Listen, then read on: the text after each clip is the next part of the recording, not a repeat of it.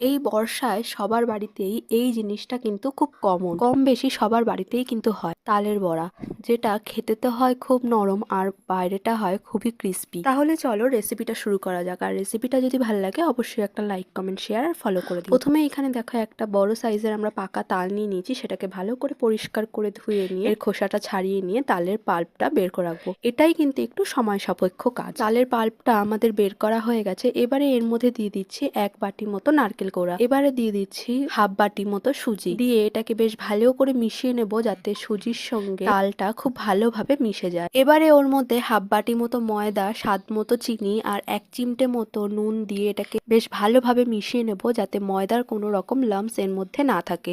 একদম একটা স্মুথ একটা ব্যাটার রেডি করে নেব। ব্যাটারটা আমাদের একদম রেডি। এবার এটাকে 15 থেকে 20 মিনিট মতো রেস্টে রেখে দেবো। রেস্টে রাখার পর কিন্তু সুজিটা অনেকটাই ফুলে উঠবে। এই সময় যদি তোমাদের মনে হয় যে ব্যাটারটা বেশি ঘন হয়ে গেছে, তখন কিন্তু একটু জল তোমরা অ্যাড করতে পারো। আমাদের এখানে ব্যাটারের কনসিস্টেন্সিটা একদম ঠিক আছে। এবারে একটা কড়াইয়ের মধ্যে সাদা তেল গরম হওয়ার জন্য বসিয়ে দিয়েছি। এবারে ওর মধ্যে ব্যাটারগুলোকে গোল গোল করে দিয়ে বেশ এপিট ওপিট বেশ লাল করে ভেজে নেব।